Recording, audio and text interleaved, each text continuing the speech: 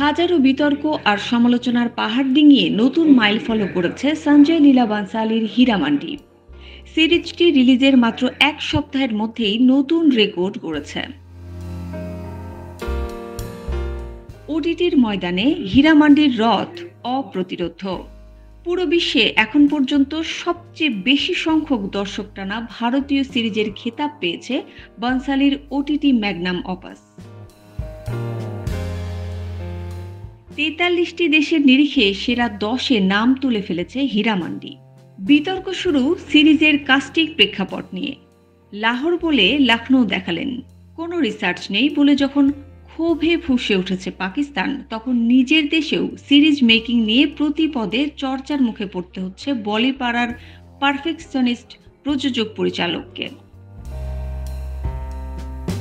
কারো দাবি ঐতিহাসিক তথ্যে ভুল করেছেন বানসালি, তো কেউ বা আবার কাস্টিংয়ের জন্য স্বজন পোষণের অভিযোগ তুলেছেন। এমনকি সিরিজের সংলাপে ব্যবহৃত উর্দু নিয়েও আপত্তি তুলেছেন দর্শকের একাংশ। এদিকে সিনে বাণিজ্য বিশ্লেষক তরুণ আদর্শ ইনস্টা পোস্টে জানান, Sanjay Leela বানসালির debut web series Heeramandi এ যাবৎকালের সমস্ত রেকর্ড ভেঙে দিয়েছে, যেটি বিশ্বব্যাপী সবথেকে বেশি দেখা ভারতীয় সিরিজের শীর্ষস্থান অধিকার করেছে এটি।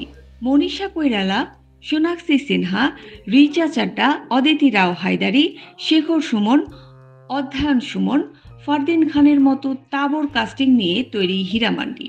১ মে নেটফ্লিক্সে মুক্তি পেয়েছে হীরামান্ডি।